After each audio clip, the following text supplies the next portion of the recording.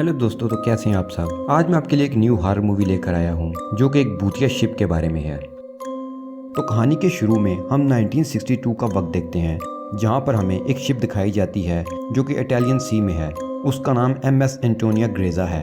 Ship के dance room में हम देखते हैं कि मुसाफिर यहाँ डांस कर रहे हैं, लेकिन एक लड़की कैटी वो डांस में हिस्सा नहीं ले रही, वो साइड पर बैठी होती है। तो वहाँ शिप का कैप्टन आता है और कैटी को डांस की ऑफर करता है। इसी दौरान हम एक हाथ को देखते हैं जो कि शिप में लगे एक लीवर को ऊपर उठाता है, और इस लीवर के ऊपर उड़ते ही एक तार मूव करती है और सेकंड के 1000वें हिस्से में ही वो कैटी के सामने खड़े हुए शिप कैप्टन के जिस्म से होती ही बाकी मुसाफिरों के जिस्म को भी 2 टुकड़े कर देती है। उन मुसाफिरों को पता भी नहीं चला कि उनके साथ क्या हुआ और उनका जिस्म कट गया। उनके जिस्म आहिस्ता आहिस्ता गिरने लगते हैं और वो सब के सब मारे जाते हैं। लेकिन कैटी मौजूदा तौर पर बच जाती है, क्योंकि उसका कद छोटा था तो वो तार उसके सर के ऊपर से गुजर जाती है। लेकिन शिप के बाकी मुसाफिर जो कि डांस रूम में इकट्ठे हुए थे, वो सब के सब मारे जाते हैं और उन्हें पता भी नहीं चला कि वो कैसे मारे गए और उनको किसने मारा। लेकिन कैटी जो कि उस शिप में अकेली बची थी, वो अब उसी शिप में फंस चुकी थी, उसी अनजानी ताकत के साथ जिसने इन सब को मारा। लेकिन इस शिप के बारे में किसी को नहीं पता चला कि वो कहाँ खो गई और उसके मुसाफिरों के साथ क्या हुआ। इसी तरह 40 साल गुजर जाते हैं। अब हम एक सैल्वेज क्रू को देखते हैं जिसके कैप्टन का नाम सीन मर्फी है। ये क्रू समुद्र में खोए हुए जहाज़ों को रेस्क्यू करता है। यहाँ हम देखते हैं कि ये एक शिप को बचाकर किनारे पर लाते हैं और शाम में सभी अपनी जीत की पार्टी मना रहे होते हैं कि तभी एक आदमी जिसका नाम जैक फेरीमैन है, वो कहता है कि मैं एक वेदर सर्विस पायलट हूँ। 40 साल पहले एंटोनियो ग्रेजा नाम का एक बहरी जहाज समुद्र में कहीं खो गया था, और जहाँ तक मुझे पता चला है वो बेरिंग सी के अंदर है। उसके अंदर बहुत ज़्यादा खजाना है, सोना है। अगर हम उसे ढूंढ लें तो हम सब के सब अमीर हो सकते हैं। वो उन्हें कन्विंस करने की कोशिश करता है और वो अपनी इस कोशिश में कामयाब हो जाता है। वो जैक का साथ देने के लिए तैयार हो जाते हैं। अब ये सब उस गोस्ट शिप को ढूंढने के लिए निकल जाते हैं।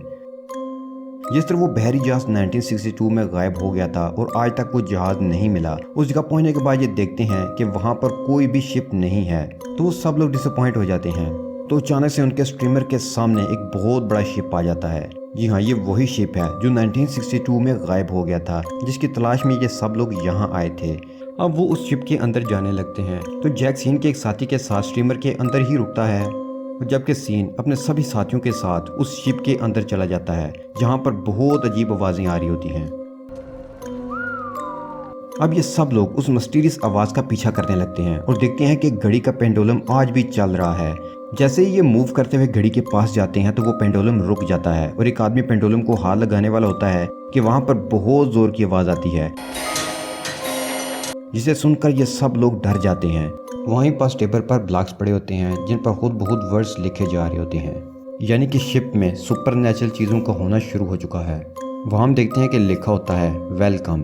अब जब वो आगे बढ़ते हैं तो उनके एक साथी के नीचे से फर्श टूट जाता है और वो नीचे गिरने लगता है, लेकिन मोरेन उसकी मदद करती है और उसे पकड़ लेती है। और जब वो उसे पकड़ती है तो वहाँ उसे एक बच्ची नजर आती है। ये वही बच्ची है जो आज से 40 साल पहले यानी कि 1962 में शिप में अकेली बची थी और बहुत ज़ोर से चलाई थी, लेकिन आज भी उसकी उम्र उतनी ही है। उसका मतलब ये है कि ये उस बच्ची की रूह है। मोरेन उस बच्ची को देखती है, लेकिन वो बच्ची गायब हो जाती है। यहाँ पर मोरेन को कुछ समझ नहीं आ रहा होता कि जो उसने देखा वो सच था कि उसके दिमाग का वहम है। अब मोरेन अपनी साथी की हेल्प करती है, उसे ऊपर खींच लेती है। उसके बाद ये कैबिन में जाते हैं, जहाँ पर ये देखते हैं कि एक वॉच है। ये वॉच आजकल की है, जबकि ये जहाज 1962 में गायब हुआ था। उस वक्त तो इस तरह की घड़ी नहीं होती थी। उनका कैप्टन सीन कहता है कि हो सकता है कि हमसे पहले भी कोई लोग इस जहाज को ढूंढने आए हों और उन्हीं में से ये किसी की घड़ी हो जो जहाँ रह गई हो।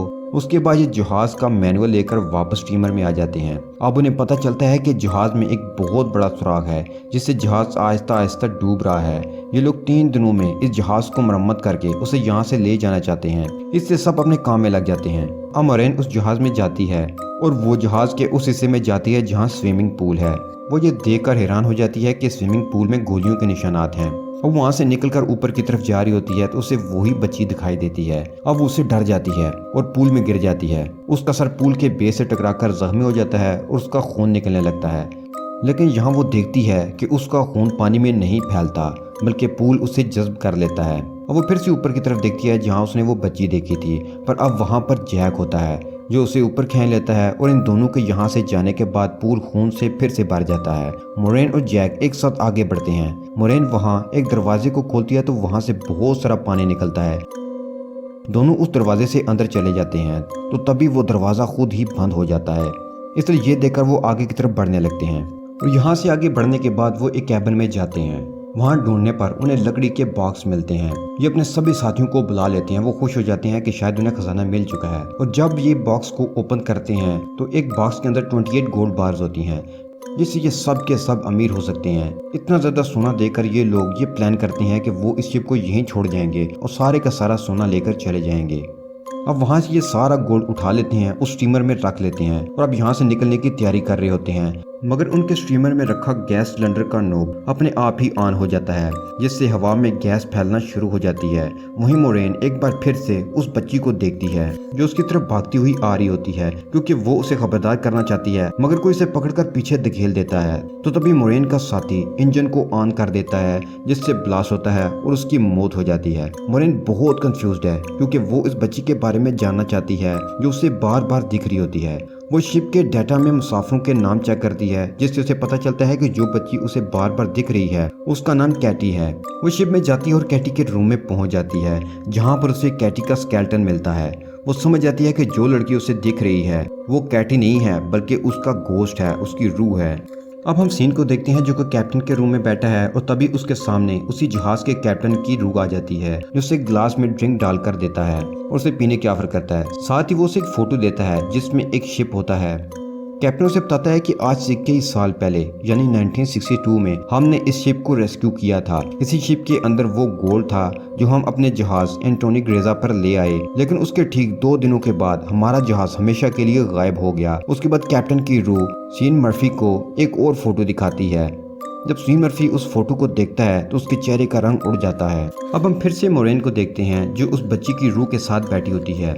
वो उसे बताती है कि इस जहाज के अंदर मैं अकेली रूह नहीं हूँ बल्कि और भी बहुत सारे लोगों की रूहें कैद हैं, और जो ये सब कुछ कर रहा है उसे बहुत सारी रूहों की जरूरत है, और जब उसका काम पूरा हो जाएगा तभी हम अपनी अरवाह की दुनिया में जा सकते हैं। तो तभी उनके एक और साथी को दिखाया जाता है जो इस जगह पहुंच जाता है जहाँ पर आज से कई साल पहले पार्टी चल रही थी। अचानक वहाँ का माहौल बदल जाता है, पूरे का पूरा माहौल 1962 के वक्त का हो जाता है। वहाँ पर वो सिंगर भी थी जिसके गाने पर सब लोग गाना गा रहे थे और डांस कर रहे थे, और तभी उसे ट्रैप करके मार दिया जाता है। अब उनके 2 लोग मारे जा चुके हैं। इनके 2 और साथियों को भी दिखाया जाता है जिन्हें वहाँ पर खाना मिलता है। उन्हें भूख लग रही थी इसलिए वो उस खाने को खा लेते हैं, मगर अगले ही पल वो देखते हैं कि वो खाना नहीं बल्कि कीड़े हैं, जिसके बाद उन्हें उल्टी हो जाती है। अब फिर से सीन मर्फी को दिखाया जाता है जिसे अब बहुत कुछ पता है, इसलिए वो जल्द से जल्द इस जहाज से निकलना चाहता है। वो मोरेन को ढूंढ रहा होता है मगर तब उसके सामने उसका वही साथी आता है जो ब्लास्ट में मारा जा चुका था। दरअसल ये उसका भूत होता है जो लगातार उसकी तरफ बढ़ रहा होता है। मोरेन भी वहाँ से निकलना चाहती है, वो भी उसी तरफ आ जाती है जहाँ सीन है। सीन को मोरेन के चेहरे पर अपना वही साथी दिखता है जो अभी भूत बनकर उसकी तरफ आ रहा था, इसलिए वो मोरेन के ऊपर अटैक कर देता है, मगर मोरेन उसके पाँव को जख्मी कर देती है। फिर सीन उसे मारने वाला होता है तो जैक आकर उसके ऊपर हमला करके उसे बेहोश कर देता है। जैक ही वो आदमी है जो इन सब को यहाँ पर लेकर आया है। अब चूंकि सीन ने मोरेन के ऊपर हमला किया था, उसे नीचे एक्वेरियम में बंद कर देते हैं। उनके 2 बाकी साथी भी आ जाते हैं तो जल्द से जल्द इस शिप को ठीक करके यहाँ से निकलना चाहते हैं। उनके पास उसके अलावा और कोई चारा नहीं है। ये लोग नीचे जाकर शिप को ठीक कर देते हैं। मोरेन उस एक साथी को ढूंढने के लिए जाती है तो तभी उसके सामने उसी लड़के की रूह फिर से आ जाती है जो उसे दिखाती है कि उस आदमी की मौत हो चुकी है। ये वही आदमी है जो पार्टी रूम में पहुंच गया था। पार्टी रूम में जो सिंगर थी उसने उसे सेड्यूस किया था, उसके पीछे पीछे ऊपर गया और उसे ऊपर से धक्का दिया गया। अब बच्ची की रूह मोरेन को 1962 का पूरा वाकया दिखाती है जब सब लोग उस बहरी जहाज में मारे गए थे। सबको अलग अलग तरीके से मारा गया था, जिसमें कैटी भी थी। अब जो गैंग जो जहाँ पर सोने के लिए आया था वो सोने तक पहुँच जाता है, लेकिन वो सिंगर जो इस रूम में गाना गा रही थी जहाँ सब लोग मारे गए थे, वो एक आदमी को फंसाकर उसके साथियों को मरवा देती है। मगर सिंगर की आंखों में लालच होता है इसलिए वो उसे भी मार देती है। सिंगर को लगता है कि अब सारा सोना उसका हो चुका है, क्योंकि बहरी जहाज में उसके अलावा सभी लोग मारे जा चुके होते हैं। फिर वहाँ पर वो आदमी आता है जिससे ये सारा मंसूबा बनाया होता है। जो इस सोने को हासिल करना चाहता है। वो एक एक को इशारा करता है जिससे उस सिंगर की भी मौत हो जाती है। और अब कैटी मोरेन को इस आदमी का चेहरा दिखाती है जिसे देखकर मोरेन पूरी तरह से घबरा जाती है क्योंकि वो आदमी जैक होता है। वही इन सबको यहाँ सोना ढूंढने के लिए लेकर आया था। मोरेन को समझ आ जाती है कि सीन बेगुनाह है, इसलिए वो उसे बचाने के लिए एक्वेरियम की तरफ भागती है, लेकिन सीन मर चुका होता है। कैप्टन ने जो उसे फोटो दी थी वो अब भी उसके हाथ में होती है, जो मोरेन पानी में देख लेती है। और ये फोटो जैक की होती है। जैक कोई इंसान नहीं बल्कि एक शैतानी रूह है जो किसी के लिए काम कर रही होती है। वो रूहों को इकट्ठा करती है। हो सकता है कि वो शैतान के लिए काम करता हो। उन सबको भी मारकर उनकी रूहों को भी जमा करना चाहता है। मोरेन अपने साथी से कहती है कि जैक पर नजर रखो, मैं दूसरे साथियों को ढूंढने जाती हूँ जो कि पानी के अंदर है। मोरेन वहाँ पहुँचती है मगर उससे पहले ही उसके साथी की भी मौत हो चुकी होती है। जैक ने उसे भी मार दिया था। जैक उस जगह आ जाता है जहां मोरेन ने अपने साथी को जैक पर नजर रखने के लिए कहा होता है। जैक और उसके दरमियान बहस हो जाती है, इसलिए मोरेन का साथी जैक को गोली मार देता है। उसे लगता है कि वो मारा जा चुका है, इसलिए फिर वो वहां से चला जाता है। मोरेन उस जहाज को तबाह करना चाहती है, इसलिए वो हर जगह बम लगा देती है। तभी उसके पास उसका साथी आ जाता है जिसने जैक को गोली मारी होती है।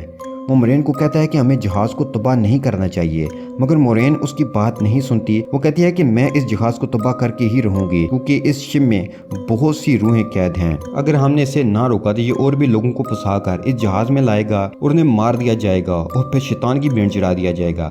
और तभी हम देखते हैं कि उसका साथी जैक के रूप में बदल जाता है, जिससे ये सब पता चलता है कि जैक ने उस आदमी को भी मार दिया है जिसने उसे गोली मारी थी।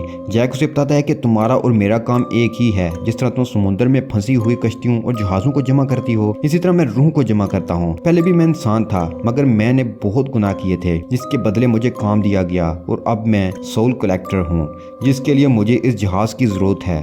मैं नहीं चाहता कि तुम इस शिप को तबाह करो। लेकिन मोरेन उसकी बात नहीं मानती। जैक मोरेन पर हमला कर देता है।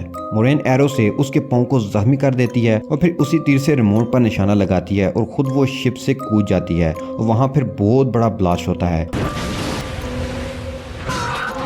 मोरेन पानी के अंदर शिप के नीचे फंस जाती है और फिर वहाँ उस बच्ची की रूह नजर आती है जो मोरेन को ऊपर का रास्ता दिखाती है। मोरेन बड़ी मुश्किल से ऊपर आती है और देखती है कि जहाज में जितनी भी रूहें थीं वो आजाद हो चुकी हैं। वो रूह की दुनिया में जा रही होती हैं। इन रूहों में कैटी की भी रूह है, जहाँ पर जो रूहें थीं वो जैक की गुलाम थीं। उन्हें मारने के बाद जैक ने उनके हाथ पर एक मोहर लगा दी थी।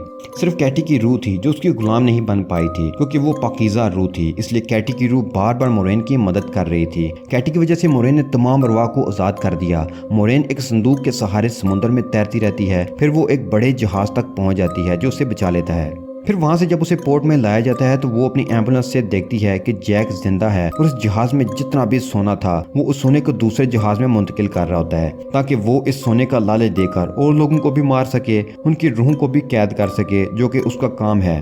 मोरेन जब ये 100 सीन देखती है तो वो चीख उठती है और यहीं पर यह कहानी खत्म हो जाती है।